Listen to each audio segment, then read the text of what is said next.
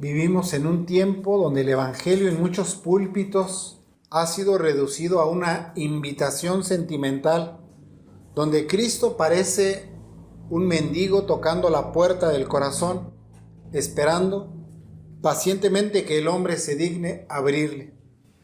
Pero la Escritura enseña algo muy diferente. El hombre, por naturaleza, no quiere ni puede recibir a Cristo. Y si alguien le recibe es porque primeramente Dios operó en él soberanamente. Y ustedes recordarán que la ocasión anterior abordamos el tema, que nos decía que la creencia en un solo Dios, aunque doctrinal y confesionalmente sea correcto, se considera insuficiente para la fe justificante, ya que continúa siendo un asentimiento intelectual o mental.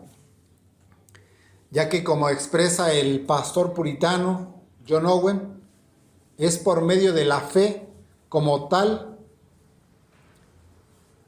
la fe tal como es justificadora, que se dice que recibimos a Cristo. No debemos adelantarnos y sorprendernos de esa expresión. Sí, porque ustedes acaban de escuchar la expresión de que recibimos a Cristo. Pues el pastor y teólogo expresó, es por medio de la fe tal como es justificadora que se dice que recibimos a Cristo. Este término ha sido malinterpretado, reinterpretado, abusado, pervertido, y ahora, cuando en los círculos que se consideran cristianos se expresa esa frase, significa otra cosa que no enseña la Escritura. Noten que no hemos negado que la Escritura sí lo dice literalmente.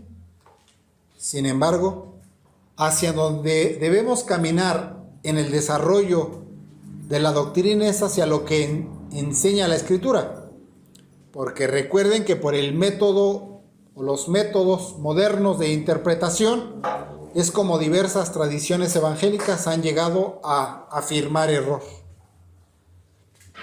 Y debemos entonces denunciar los métodos modernos de interpretación que han puesto muchas reglas que se contradicen a sí mismas, por lo que muchas veces se toma literalmente la palabra expresada en la Escritura para afirmar error. Dentro de nuestro estudio, la fe justificante, si el Señor nos concede la unción y el fuego del Espíritu Santo, veamos el tema, recibir a Cristo.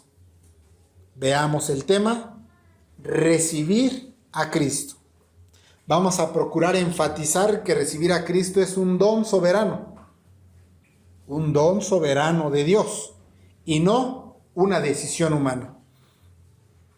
Y para abordarlo lo haremos en los siguientes 3 encabezados.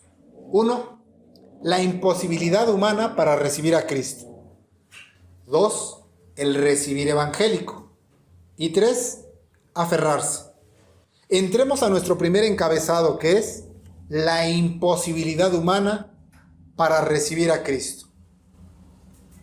El hombre, antes de la caída, tenía la capacidad para decidir hacer lo bueno, y en esa condición decidió hacer el mal. ¿Qué queremos decir con esto? Que el hombre antes de la caída sí tenía libre albedrío. El hombre después de la caída ya no tiene libre albedrío. El hombre prefirió el mal antes que el bien. El hombre prefirió a Satanás antes que a Dios. El hombre se le dice, de todo árbol del huerto podrás comer, excepto del árbol de la ciencia o del conocimiento del bien y del mal. Porque el día que de él comieres ciertamente morirás. El hombre determinó desobedecer a Dios y preferir a Satanás como su maestro en vez que a Dios. Desechó a Dios. Con Dios lo tenía todo. No le faltaba absolutamente nada. Era completo, era pleno. Pero decidió dejar eso. Y nos dice la Escritura que cuando el hombre pecó, desobedeciendo a Dios y prefiriendo el mal, fue y se escondió entre los árboles del huerto y tomó hojas de higuera para cubrirse. ¿Y eso qué es? Bueno, que cuando va y se esconde entre los árboles es porque tiene miedo. Antes el hombre no había experimentado miedo. Y se cubre porque experimenta vergüenza. Antes de la caída el hombre no había experimentado vergüenza. Pero ahora su conciencia le da testimonio de que ha pecado. Adán conoció el pecado y los ojos le fueron abiertos. Antes solamente se le dijo: el día que de él comieres, ciertamente morirás. Ese día que determinó y decidió desobedecer a Dios, ese día murió. Espiritualmente fue desvinculado de Dios y comenzó su proceso de decaimiento para la muerte física. Ese hombre, ese primer hombre, sí tenía facultad para decidir hacer lo bueno.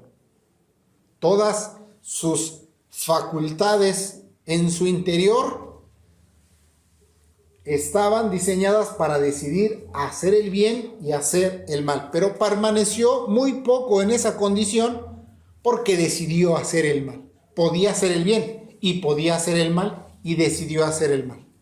Con la sentencia y la restricción: el día que de él comieres, ciertamente morirás. Tiene la restricción, quebranta esa restricción y recibe la sanción que es la muerte. Por lo tanto, sus facultades ahora están completamente corrompidas. Su mente, que antes le decía: piensa en Dios. Y él pensaba: ¿cómo he de glorificar a Dios? ¿Cómo es la forma en la que he de obedecer a Dios? Sus pensamientos estaban centrados en Dios, pensaba en Dios, dirigía su pensamiento, planificaba de acuerdo a Dios. Tenía presente la enseñanza de Dios en su mente. Pero después de la caída, su mente se volvió vanidosa. Ya no es la mente dirigida para glorificar a Dios. Ahora busca en su pecado. Ahora se goza en su pecado. Ahora en su mente piensa cómo gastar el tiempo para su pecado y su deleite. Cualquier cosa le atrae. Ya no lo sublime. Ahora lo que es terrenal, temporal, pecaminoso. Sus afectos que antes estaban encendidos por Dios, tenía devoción por Dios, tenía fervor por Dios, ardían sus sentimientos por Dios, amaba a Dios, experimentaba cercanía con Dios en sus afectos. Así era, pero después de la caída sus afectos fueron corrompidos. Sus afectos ahora están inclinados a las cosas pecaminosas. Ahora, lo vil y sucio es lo que ama. Antes de la caída podía amar a Dios, pero ahora no puede. Su voluntad, que antes tenía la disposición de obedecer, su voluntad que estaba dispuesta a preguntar: ¿qué debo hacer? Y se disponía y se preparaba, y es como si se levantara y dijera: ¿qué me va a ordenar Dios? Estoy listo y dispuesto para que Dios me ordene. Ahora ya su voluntad ya no tiene esa disposición. Ahora su voluntad está indispuesta. Ya no quiere obedecer a Dios. Su conciencia, que antes le decía: vas bien, Adán, estás haciendo lo correcto. Adán, tus juicios son correctos. Adán, estás amando a Dios. Tu voluntad va bien. Estás dispuesto hacia Dios, estás pensando lo correcto. Ahora su conciencia es debilitada como regente y ya no puede hacer esa labor. Si la mente es vanidosa, si los afectos son corrompidos, si la voluntad está indispuesta, si la conciencia ha sido debilitada, entonces podemos concluir que ese hombre está completa o totalmente depravado. En nuestro contexto, cuando se habla de total depravación, cuando esto no se explica, muchos piensan que se habla de un total desenfreno sexual. No nos estamos refiriendo a eso. Cuando hablamos de la depravación total, Estamos hablando de una mente vanidosa, de afectos corrompidos, de voluntad indispuesta hacia Dios y una conciencia debilitada. Todo eso no puede acercarse a Dios. Y eso nos da testimonio de la incapacidad total, es decir, su mente no puede pensar hacia Dios, sus afectos no pueden amar a Dios, su voluntad no puede disponerse para Dios, su conciencia no puede atarle hacia la ley de Dios, es incapaz de hacerlo, no tiene la capacidad. Si este hombre es incapaz de todas esas cosas correctamente, de hacer lo bueno, es incapaz de creer, ¿cómo es que llega a creer o a recibir a Cristo? Para eso pasemos a nuestro segundo encabezado, que es el recibir evangélico. Nuestro segundo encabezado es el recibir evangélico. Pues dice la palabra de Dios en Juan 1, 11 y 12. A lo suyo vino, y los suyos no le recibieron. Mas a todos los que le recibieron, a los que creen en su nombre, les dio potestad de ser hechos hijos de Dios. Y también Colosenses 2:6 dice, por tanto, como habéis recibido a Cristo Jesús el Señor, así andad en él. Miren, que la Escritura sí dice que recibieron a Cristo. Pero no pensemos que este recibir se da bajo los parámetros humanistas, sino que debemos acudir al conjunto de doctrinas para determinar de qué se trata ese recibir. Porque noten que los del versículo 11 dice, no le recibieron. Y estos que no le recibieron contrasta con aquellos otros que sí le recibieron. Los que no le recibieron nos otorga la evidencia de la total incapacidad del ser humano para todo pensamiento, deseo o acto bueno y aceptable delante de Dios. Estos que no recibieron al Señor no asienten al testimonio de la caída. ¿Por qué? Porque rechazan la caída como lo enseña la Escritura. Y así hacen a Dios mentiroso. Recuerden, solo Adán tuvo libre albedrío, nosotros no. Nosotros no tenemos libre albedrío, nosotros no podemos decidir hacer el bien o el mal. Esa capacidad solo la tuvo Adán y la perdió por la caída. Desobedeció, murió, fue separado de Dios. Solo Adán tuvo libre albedrío. Y estando en esa condición, no eligió bien, sino que eligió el mal. Y por el pecado fue arruinado. Y a partir de entonces, ninguno de sus descendientes puede decidir ni disponerse a elegir el bien. Por lo tanto, cualquier sujeto que sea, no posee el poder para decidir o elegir lo bueno o lo malo, ya que está dispuesto e inclinado únicamente a lo malo. En realidad solo puede querer y hacer el mal, porque esa es su disposición natural. Así nos encontramos con los errores de las corrientes humanistas como el pelagianismo, el semipelagianismo, el arminianismo, el molinismo y el decisionismo. Vamos a ir viendo de qué se tratan estas. Para algunos de ustedes solamente serán un recordatorio. Pelagio afirmaba que el hombre podía, por su propia voluntad, decidir seguir a Dios. Es un punto central, porque se niega la caída del hombre. Para Pelagio el hombre era bueno, no era pecador. Solo se podía llegar a convertir en pecador. Y con eso negaba la caída. De forma resumida, en cuanto al pensamiento pelagiano, podemos expresar que el hombre puede elegir a Dios sin necesidad de la gracia. Para el pelagianismo no se requiere gracia. ¿Por qué? Porque el hombre no cayó. Y como no cayó, puede decidir por Dios. El semipelagianismo también es un desvío. Este desvío intentó conciliar la postura de la caída. Para ellos la caída es severa. Pero también considerar que el hombre no peca, como lo decía Pelagio, también es severo.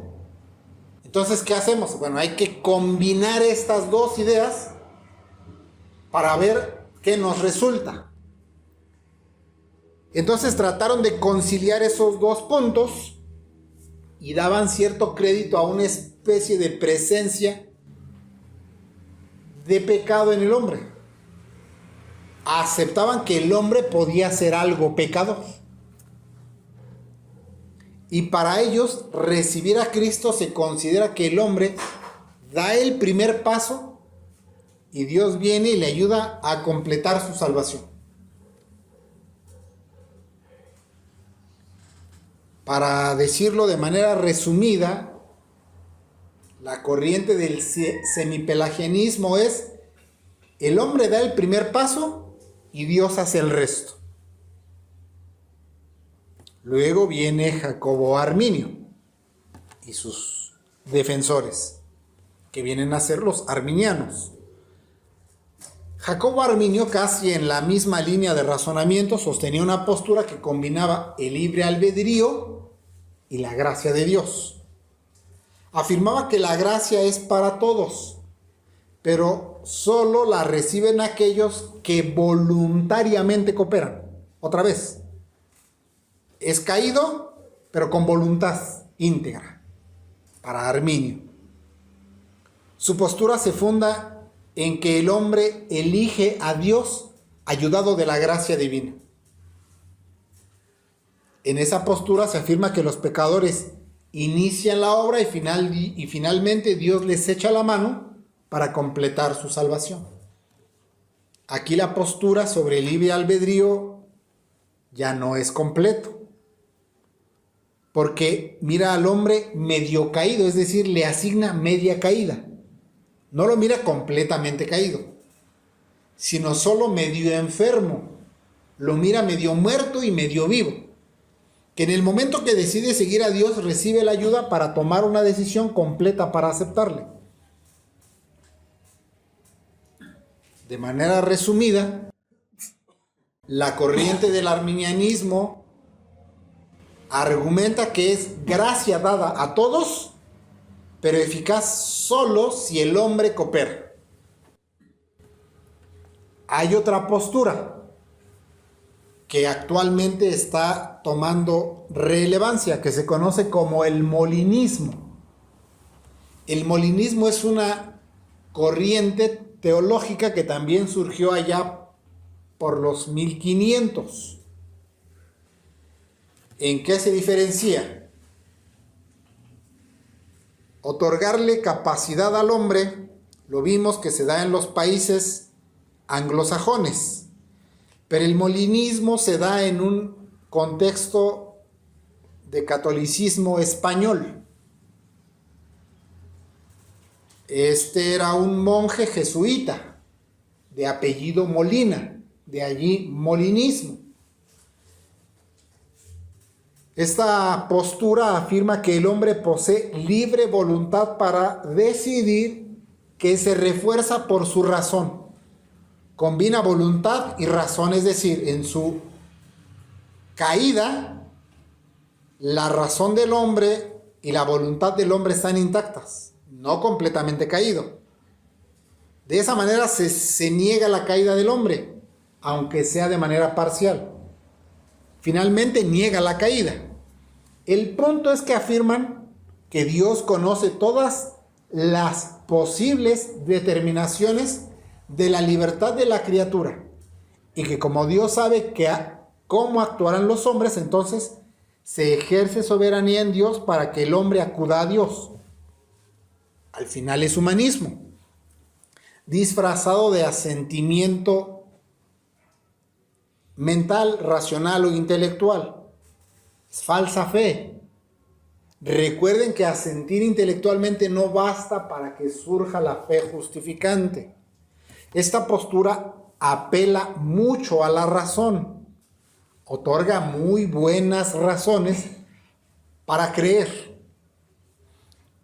Se fundamenta en posturas filosóficas para creer. Busca conciliar la soberanía divina con la responsabilidad humana, más la intelectualidad humana. Es decir, es caído, pero tiene fuerza. Fuerza de voluntad y fuerza de razón.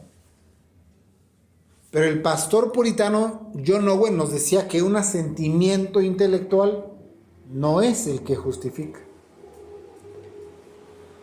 Cuando los hombres buscan empatar o conciliar la doctrina con la razón, por lo general, aunque su intención en sí misma no es mala, termina en error. Por ejemplo, esa postura razonable. ¿Qué quiero decir con postura razonable? Es una forma de ironía para decir que se funda en el racionalismo intelectualista, que se hace llamar evolución teísta. ¿Qué significa eso? Que Dios es el creador y dirige la evolución. Buscan empatar cosas, ¿se dan cuenta? La evolución no empata con el cristianismo. El Dios creador no empata con la evolución. Pero ellos quieren traerlo a la razón y decir si empatan. Dios crea y Dios dirige la evolución. Su asentimiento es intelectual. Ahí hay una fe de la mente. Da crédito al testimonio que no puede ser contradicho. ¿Cuál es el testimonio en este caso que no puede ser contradicho? Que Dios es creador. Pero acepta solo si le comprueban. Y entonces tendrá suficientes razones para creer. Porque no se considera tonto. Los tontos con facilidad aceptan la versión de una creación por la palabra de Dios como tal, según su argumentación. Pero los intelectuales, ¿cómo van a aceptar algo así? Esa postura se denomina, ya dijimos, evolución teísta. Supuestamente, cree que Dios es su creador, pero dirige la evolución. Eso, de acuerdo a su asentimiento, es más razonable. Para ellos suena más intelectual. Así el molinismo. Supuestamente asiente a Dios como soberano, pero argumenta que el hombre interviene en alguna parte en su decisión por Dios, que mediante el conocimiento que Dios lo sabe todo, respeta la libre determinación humana y es como la criatura llega a Dios. Esto significa que le atribuye una voluntad dispuesta a lo bueno a la criatura y así niega la doctrina de la predestinación. Niega la soberanía que antes había afirmado que sí creía. Entonces, dentro de ese desvío y esa argumentación, un hombre con libertad de voluntad, afianzada por sus propios criterios razonables o racionales, intelectuales, puede recibir a Cristo si es que le satisface a la razón. No se vayan a distraer, eso que estamos diciendo es un error. De forma resumida, ¿qué afirma el molinismo? El molinismo afirma que Dios actúa según previsión de lo que el hombre elegiría. Luego tenemos el decisionismo de libre albedrío del evangelicalismo. Esta postura tiene algunos o todos esos falsos fundamentos. Esta postura primero debe negar la caída como tal, para después afirmar que el hombre puede tomar una decisión activa para elegir el mal o el bien. Noten que este es el punto de quiebre. Aquí es donde se determina la realidad entre recibir a Cristo bajo el Evangelio y recibir a Cristo bajo el supuesto libre albedrío. ¿Por qué? ¿Por qué es el punto de quiebre?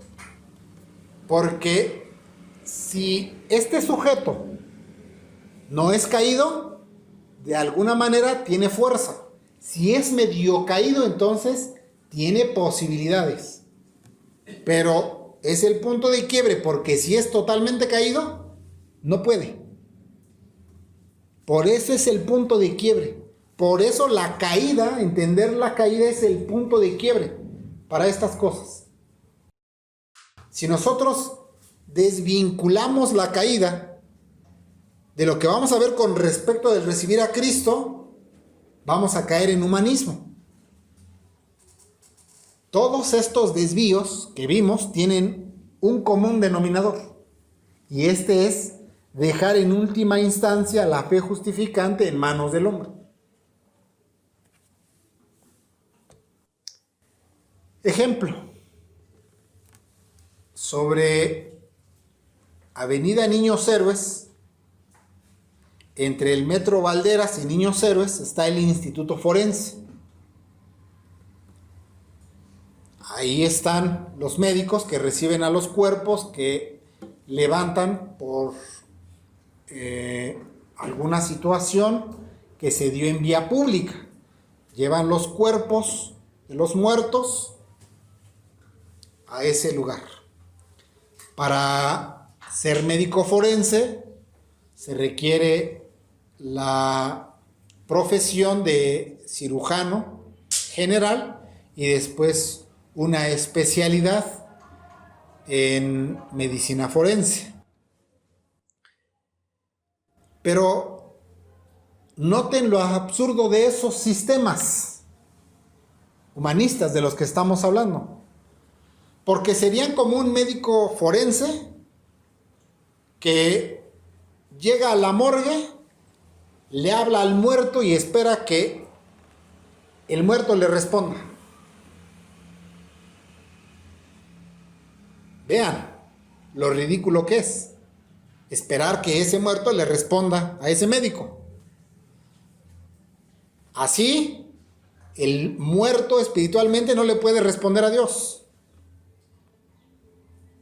Es como la niña o la muchacha a la que el Señor resucita. Porque el Señor le dice, a ti te digo, levántate. Y dice la Escritura que se levantó y anduvo. Pero ahí no dice que ella tomó la voluntad de levantarse. Ahí no dice que ella anhelaba levantarse. Ahí no dice que ella hizo un esfuerzo o dio el primer paso para levantarse. Viene el Señor, estando ella muerta, y Él la resucitó. El muerto nada puede hacer.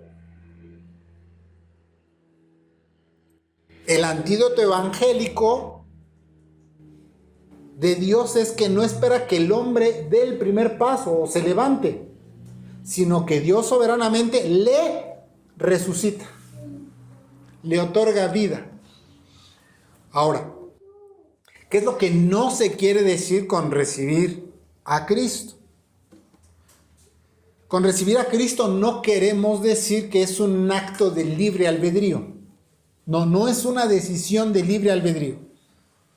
Porque si afirmamos eso, sería otorgarle capacidad espiritual a un muerto. ¿Qué pueden hacer los muertos? Nada pueden hacer los muertos.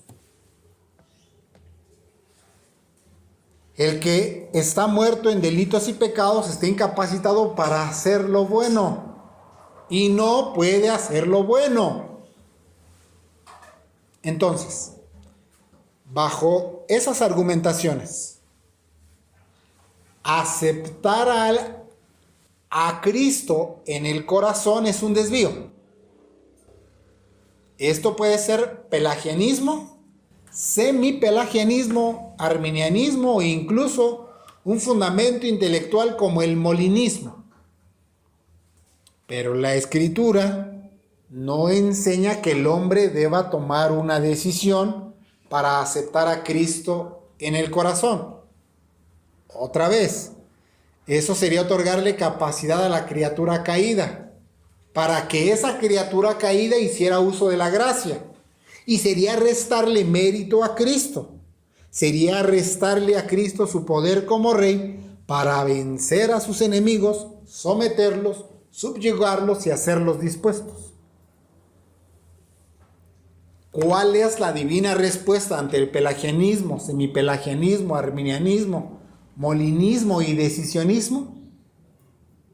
Que la unión real y experimental con Cristo no depende del que quiere ni del que corre, sino de Dios que tiene misericordia, según lo enseña Romanos 9:16. Noten que un hombre parcialmente caído o no caído, ya dijimos que es cosa que es imposible, bajo esa premisa recibe a Cristo. Ese realiza un ataque contra varias doctrinas, porque minimiza la obra de atracción del Padre a Cristo. La decisión que surge de la voluntad humana atenta contra la soberanía divina. También agrede la cristología, porque es Cristo mismo quien que afirma que ninguno puede venir a Él si no le es dado del Padre. También agrede la doctrina del Espíritu Santo, porque entonces niega que sea una operación del Espíritu dando muerte al pecado y luego implantando vida y produciendo una voluntad dispuesta. Entonces, es como, otra vez, ese ejemplo de aquella muchacha a la que el Señor levantó.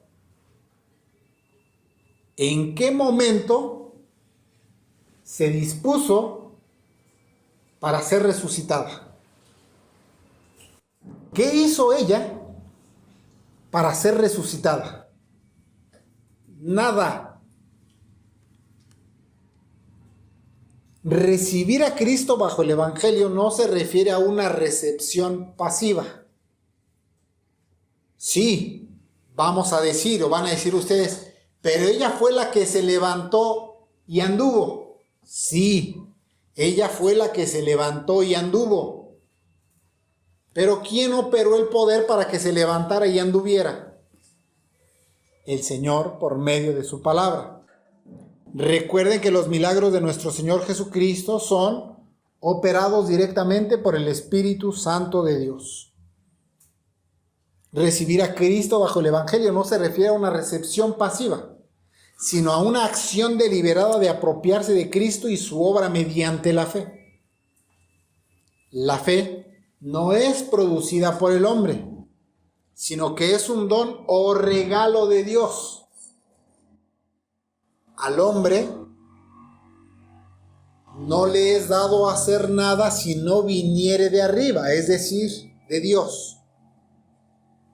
Pero entonces, ¿qué es lo que sí es recibir a Cristo de acuerdo al Evangelio?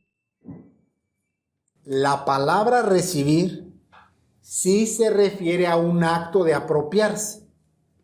Particularmente hace énfasis en un recibir una enseñanza o doctrina. O como también dice la Escritura, recibir la palabra. Pero recibir a Cristo dentro de la Escritura se refiere a un acto operado divinamente que se lleva en el corazón.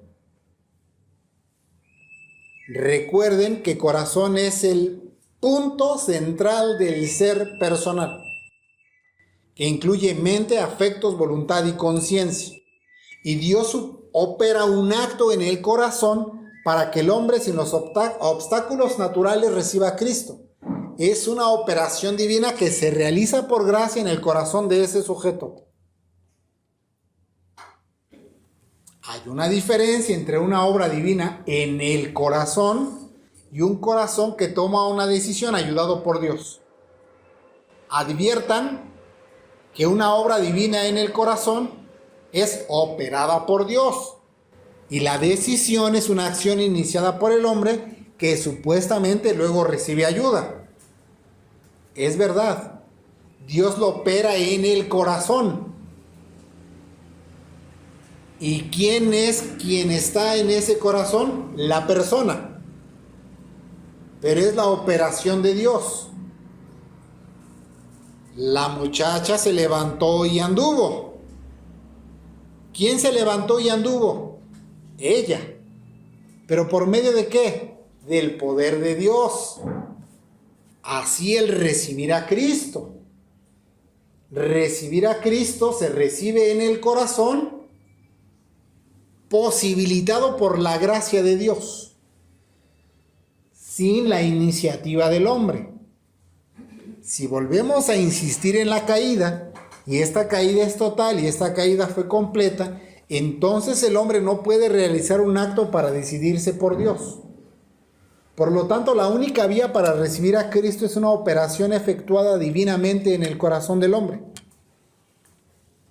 Entonces, ¿qué es recibir a Cristo?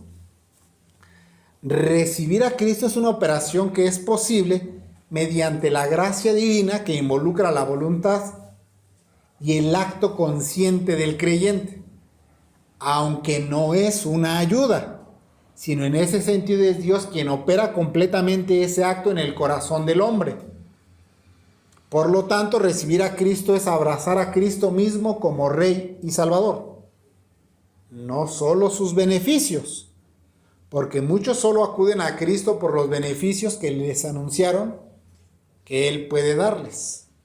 Al contrario, recibir a Cristo es más bien entregarse a Él. A manera de ilustración diremos que recibir a Cristo no es como recibir a un huésped que usted accede que se quede en la sala de su casa. Más bien es como entregarle la casa, las llaves, el título de propiedad y decirle: Señor, es tuya, haz lo que quieras. En ese sentido, ¿se acuerdan lo que sucedió con Zaqueo? Él no estaba esperando los beneficios de Cristo. Cuando él recibió a Cristo en su casa, ¿qué sucedió? Si algo he defraudado a alguien, se lo devuelvo 4 veces, porque eso era la ley, devolver 4 veces lo robado. El que recibe no está esperando el beneficio, sino está esperando dar. El recibir evangélico está vinculado a la unión y permanencia a Cristo. La permanencia a Cristo otorga evidencia de ese recibir a Cristo. Recibir a Cristo incluye o implica que recibimos la promesa, recibimos la palabra, recibimos la gracia de Dios, recibimos la expiación. Es un recibir todo el evangelio, tanto en la aceptación como la inclinación dispuesta en obediencia a los mandamientos de Cristo. El recibir evangélico definitivamente es posterior a la regeneración. Sin la regeneración no se puede entender el recibir a Cristo, ya que lo primero que debe ocurrir es la muerte al pecado operada por el Espíritu Santo. Luego convence la mente, infunde nuevos afectos, dispone la voluntad, santifica la conciencia, todo en un mismo acto, y en ese acto es que el sujeto recibe a Cristo. Ese recibir es un asentimiento que se produce mediante una obra divina en el corazón. De ahí que es un creer, creer del que surge la potestad de ser hechos hijos de Dios. ¿Por qué recibiendo a Cristo como un individuo llega a ser hijo de Dios?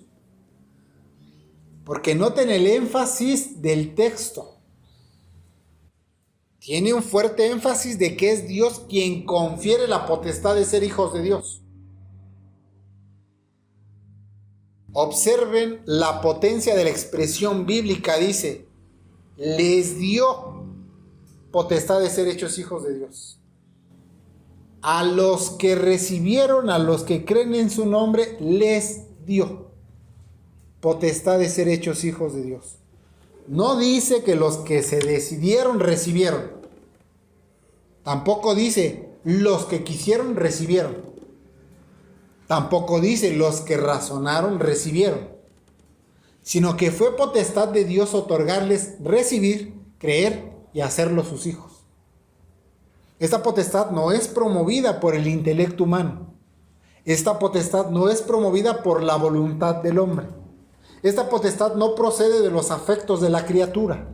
Tampoco surge de que Dios sabía que usted iba a creer y entonces se la concede. Esta potestad procede unilateralmente de Dios.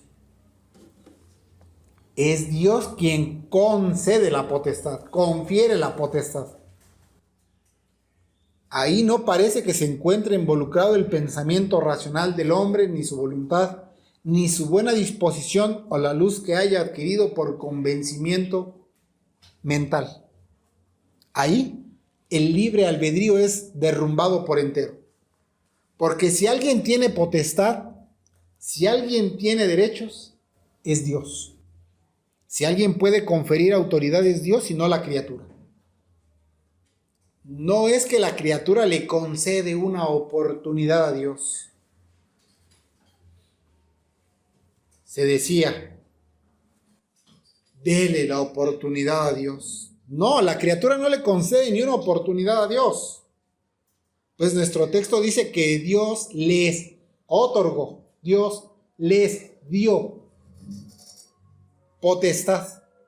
Ahí no dice que los hombres tomaron potestad para hacerse hijos de Dios. Tampoco dice que los hombres, otra vez, le dieron una oportunidad al Señor. Sino fue Dios quien soberanamente les confirió la potestad.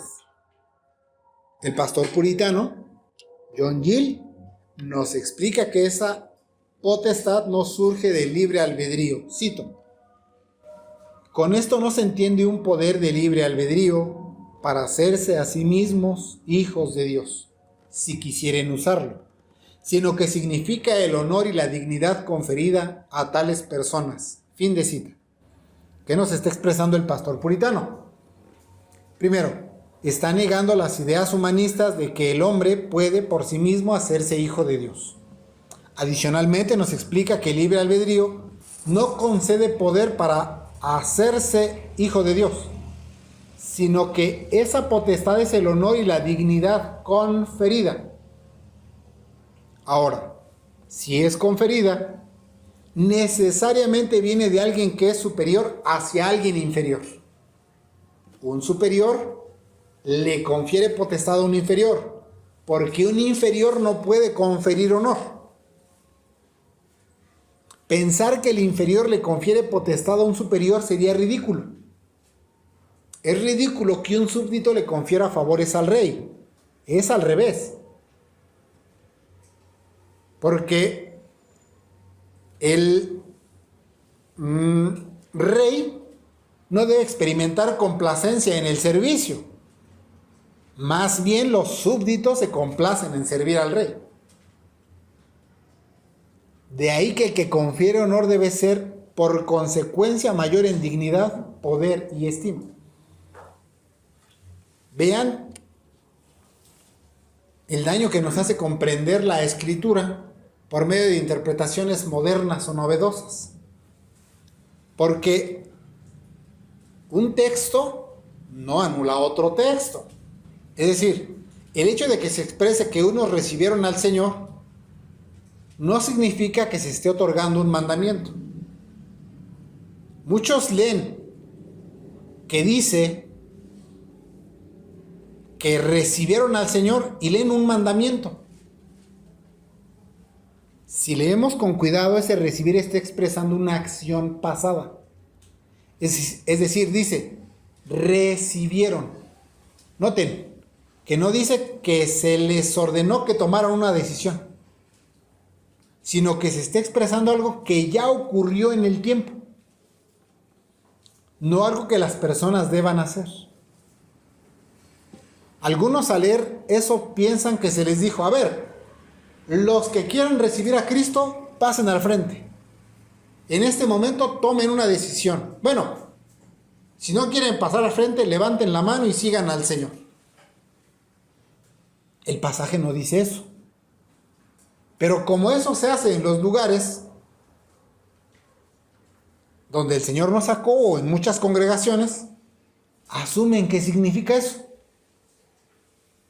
Porque alguno podría expresar, pero mire, ahí dice que recibieron. Y entonces lo que debemos hacer, dicen ellos, es tomar una decisión.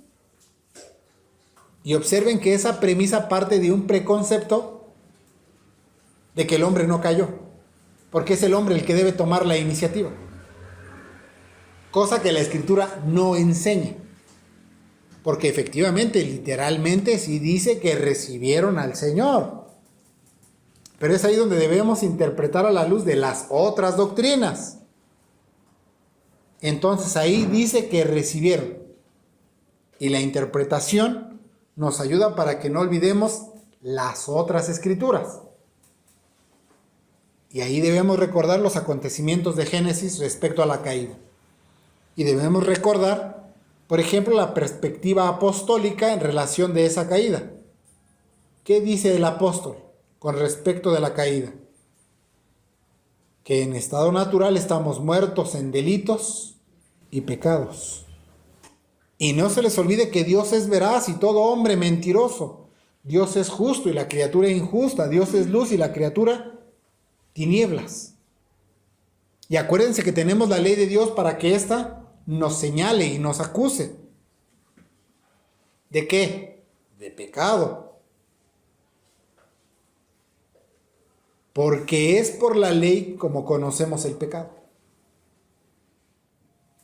Si una ley fue dada es porque la criatura experimenta esas inclinaciones a desobedecer. Y si es tendiente a desobedecer y a pecar, debe ser censurada. Si no hubiera censura, entonces es porque no existe esa inclinación. Pero fue dada para recordarnos que la criatura es pecadora y Dios es santo. El Evangelio nos habla de un Salvador. Y sería incongruente que habiendo un Salvador, lo terminemos rechazando porque tenemos poder para decidir si queremos aceptarle o rechazarle. Entonces, ¿para qué murió y resucitó Cristo? Si nosotros podemos salvarnos. Noten que es absurdo pensar en autosalvarse, si hay un Salvador designado por el Padre. Para concluir este punto, diremos que toda doctrina que deje la última palabra en manos del hombre es contraria al Evangelio de la gracia y a la fe justificante. Por este recibir a Cristo se puede generar el aferrarse a Dios, por lo que aferrarse a Dios puede ser un sinónimo de recibir a Cristo. Para eso, vayamos a nuestro último encabezado, que es aferrarse. Dice la palabra de Dios en Hechos 11:23. Y cuando llegó y vio la gracia de Dios, se regocijó y exhortó a todos a que con propósito de corazón se aferraran al Señor. De este texto queremos enfatizar el verbo aferrarse. La palabra aferrarse en un sentido literal describe a alguien que no se va de un lugar o permanece junto a una persona. Pero el verbo no solo indica permanencia física, sino fidelidad y persistencia voluntaria. ¿En qué sentido el verdadero creyente se aferra a Dios? En sentido espiritual se refiere a perseverar en fe, compromiso o amor, aferrándose con lealtad. Si desvinculamos la caída del hombre como incapaz, comenzaremos a otorgarle facultades a la criatura para que ésta determine por sí misma seguir a Dios. si desvinculamos la unión con Cristo como acto soberano de Dios por el cual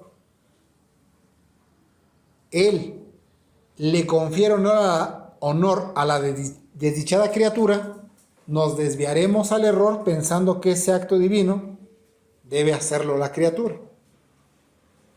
Aunque Dios nos manda en algunas otras cosas, en otros lugares de la Escritura, debemos entenderlas también a la luz de la regeneración, porque ninguno puede obedecer a Dios sin la muerte al pecado y sin la implantación del principio de vida espiritual. Porque noten, en este texto se dice que se les exhortó a estos creyentes a que se aferraran al Señor. De acuerdo a nuestro pasaje, el que llegó ahí para decirles que se aferraran al Señor fue Bernabé. Recuerden, Bernabé era un converso que en el judaísmo era levita. Después de un informe, este hermano visitó a aquellos en Antioquía, porque a los que habían sido esparcidos desde Jerusalén pasaron a distintas regiones, incluyendo Antioquía, y anunciaron el Evangelio. En esas circunstancias, en esas condiciones, el Señor soberanamente operó que estas personas recibieran la palabra o que recibieran a Cristo. Y fue que Bernabé les exhortó a que con propósito de corazón se aferraran al Señor. La versión popular en castellano dice permanecer. Y aunque esta traducción se otorga la idea, observamos que la versión en inglés lo enfatiza con mayor fuerza, al traducir que se aferraran al Señor. Incluso para nosotros, aferrarse suena más enfático que permanecer. Si alguno tiene una postura del tema que quieran, por lo general usted no dice, permanecí en mi postura. ¿Qué dice? Me aferré a lo que dije. Noten que hay mayor fuerza en esa expresión. Ese permanecer junto a alguien nos transmite esa idea de fidelidad al Señor Cristo, pues en verdad es un sinónimo de recibir a Cristo. Porque recibir al Señor es una acción ya hecha y adicionalmente es una acción continuada en el tiempo. Es decir, es por gracia que creemos y es por gracia que el creyente es sostenido en el tiempo de su peregrinaje como cristiano. Recibir a Cristo no es una decisión humana que usted tomó en un punto, sino una acción continua del Espíritu de Dios operándola constantemente en el creyente. Porque si fuera por el creyente, ¿desde cuándo hubiera desistido? Ya sea por causa del pecado o por causa de las aflicciones de Cristo. Ese aferrarse no es la capacidad que tiene el hombre para continuar siendo creyente. Ese aferrarse es evidencia de un principio de auténtica fe operada en el corazón. El pastor puritano John Owen nos recuerda que recibir a Cristo y aferrarse fieles al Señor no es una capacidad mental. Cito: ahora bien, ninguna de estas cosas se encuentra en un simple asentimiento a la verdad, sino que requieren otro tipo de acción del alma que no es propia solo del entendimiento. Fin de la cita. El pastor ya nos está abriendo el camino para que comencemos a pensar que la descripción de la fe no es una fe muerta del entendimiento, sino que en verdad es una obra divina. El propósito de describir la fe justificante es determinar qué es lo que realmente sucede cuando una persona es divinamente justificada. Es decir, ¿por qué estamos en este momento describiendo la fe justificante? Lo que hemos venido aprendiendo. Para autoevaluarnos. Si realmente se encuentra usted justificado divinamente. Pues el pastor puritano John Owen afirma que el objetivo principal de lo que pretendemos es descubrir lo que hacen aquellos que realmente creen para la justificación de la vida. Fin de cita. Una persona que ha atravesado convicción de pecado y que aún ha experimentado los efectos de esa convicción, si permanece en un mero intelectualismo, no podrá experimentar la verdadera obra de la justificación. El hecho que en la mente haya respuestas bíblicas o teológicas no debe equipararse a la experiencia de la justificación de vida. Ni se debe concluir que llenar la cabeza de datos fríos es igual a una obra completa en el alma para perdón de pecados y justificación. Ahora, como conclusión diremos que un entendimiento bíblico de recibir a Cristo nos protege contra el error de negar la caída total. Nos protege de otorgar gloria al hombre. Nos protege de rebajar la soberanía divina. Un entendimiento bíblico de recibir a Cristo nos protege contra el error de reducir la fe a una mera convicción mental. Oremos al Señor.